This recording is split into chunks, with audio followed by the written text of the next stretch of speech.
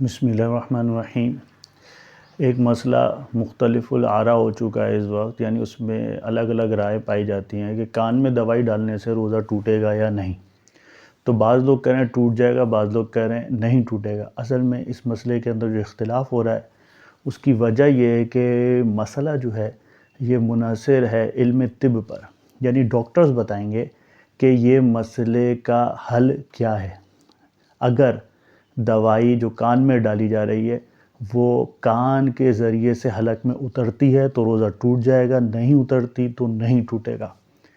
اب یہ آج کل کی جو تحقیق ہے، یا جو ENT اسپیشلسٹ ڈاکٹر ہیں وہ ان کی تفسیرات کے مطابق مسئلے کے اندر تفسیر موجود ہے۔ بعض مقام ایسے ہیں جس میں دوائی ڈالنے سے روزہ ٹوٹ جائے گا، اور کوئی صورت ایسی ہے جس میں دوائی ڈالنے سے روزہ نہیں ٹوٹے گا۔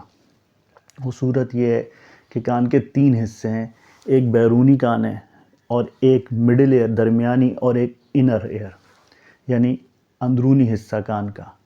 اب یہ جو 2 کان کے حصے ہیں یعنی بیرونی اور درمیانہ، اس کے درمیان میں ایئر ڈرم ہے، یعنی ایک پردہ جس کو عام طور پہ ہم کہتے ہیں کان کا پردہ، وہ حائل ہے۔ اب یہ کان کا پردہ اگر محفوظ ہے، اس میں کوئی سوراخ نہیں ہے، یہ پھٹا ہوا نہیں ہے، تو دوائی ڈالنے سے روزہ نہیں ٹوٹے گا، کیونکہ کان کا پردہ اگر بالکل سلامت ہے تو دوائی اس کے دوسری طرف یعنی درمیانے کان کی طرف نہیں جائے گی، اور جب وہاں نہیں جائے گی تو راستہ وہیں سے حلق میں جانے کا، روزہ فاسد نہیں ہوگا۔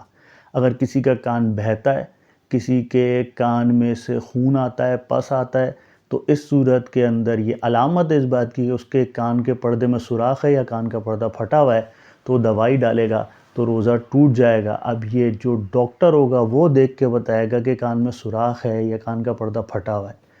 تو مسئلے کی تحقیق یہی ہے کہ اگر کان کا پردہ سلامت ہے تو دوائی ڈالنے سے روزہ نہیں ٹوٹے گا، اور اگر کان کا پردہ سلامت نہیں ہے تو وہ دوائی کان کا پردہ پھٹے ہونے کی وجہ سے حلق تک اتر آئے گی، روزہ فاسد ہو جائے گا۔